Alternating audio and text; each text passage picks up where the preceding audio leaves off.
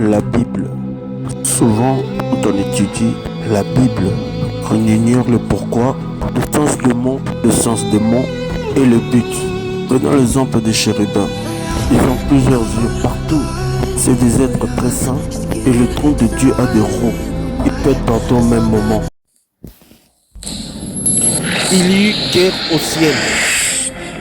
L'archange Michael combattirent contre le dragon. Apocalypse le chapitre 12. Il fut précipité, le grand dragon, le serpent ancien. Ésaïe 14 nous dira, te voilà chuté, astre brillant, le fils de l'aurore. Alors dans cette rébellion, il attira à lui un tiers d'ange. Il va descendre dans une vitesse terrible. Comme vous le voyez, plus qu'un météore. Et la Bible dit que sa queue entraîneur un tiers d'ange. C'est énorme. Si ces anges déchus devaient se matérialiser, même la terre, l'univers tout entier ne pourrait même pas le contenir. Alors Satan va établir son royaume ici sur terre. Et 2 Corinthiens 4,4 nous dit, si notre évangile est voilé, il est voilé dans le Dieu de ce siècle. Satan a aveuglé l'intelligence. Dans les classes d'anges, vous avez les archanges, les chérubins, les séraphins, et Lucifer était un chérubin protecteur aux ailes déployées, selon Ézéchiel 28. Pour le chasser, ce n'était pas des anges messagers, par exemple, mais c'était des archanges, des grandes entités, des grands ordres qui devaient justement les précipiter sur terre. Dans le royaume de Dieu, il y a ce qu'on appelle l'équité. Rappelez-vous bien de l'histoire de Daniel. Dans Daniel 9, Daniel avait prié, mais sa prière avait été retenue par les princes de Perse. C'était l'entité territoriale qui avait retenu la prière de Daniel. L'archange Gabriel était resté là. Et ce n'était pas un ange messager qui était venu. Mais on a dépêché Michael. Cet archange, c'est un guerrier. Quand il s'agit de guerre, c'est Michael qui vient.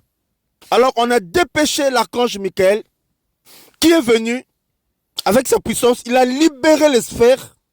Il a combattu cette entité. Et Gabriel fut justement libéré pour apporter l'exaucement à Daniel. Voilà pourquoi les anges sont avec nous et ils combattent pour nous. Dans le royaume de Dieu, il y a plusieurs classes d'anges. C'est des êtres terribles. Pour se matérialiser, ils prennent des corps. Ils ont la face d'homme, la face d'aigle et la face de lion. Les chérubins, des êtres très saints. Et ces êtres, ces archanges, ils ont chacun 6 ailes. Il y en a un pour se couvrir le pied, les 2 autres pour se couvrir justement les corps, qui va leur servir également de voler, de planer. Et les 2 autres, c'est pour se couvrir la face. Et lorsque Satan va être précipité justement sur terre, il était un chérubin protecteur aux ailes déployées, selon Ézéchiel 28. Alors, ce qu'il avait reçu, la gloire, il avait été créé avec l'or, l'émeraude. Tous les métaux précieux avaient été réservés pour lui. Les instruments de musique. Il était placé en Éden de Dieu, selon Ézéchiel 28. Voilà, ça, c'est la représentation aussi des chérubins. Regardez ces êtres, comment ils sont. Ils ont des yeux. C'est des êtres de tonnerre. Regardez, c'est des yeux, des boules de feu également. Ça, c'est les créatures célestes. Ça, c'est les créatures célestes dans le royaume de Dieu. Vous avez vu, regardez, les roues qui tournent. Voilà pourquoi le trône de Dieu a des roues. Et Satan dit, je monterai et je m'assirai à la place de Dieu. L'orgueil s'empara de lui à cause de tout le bien qu'on lui a donné et on va le précipiter sur terre.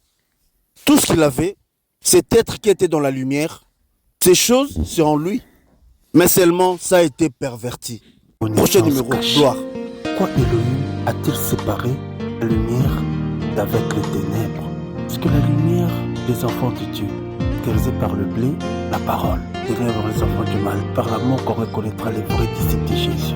En 1335. Ce tableau est comme une générique, séparé, sera presque dans tous les enseignements et les partages. Merci. Que la lumière La sortie. caractérisé par le blé, la parole. Ténèbres les enfants du mal, par l'amour qu'on reconnaîtra les vrais disciples de Jésus. En 1335.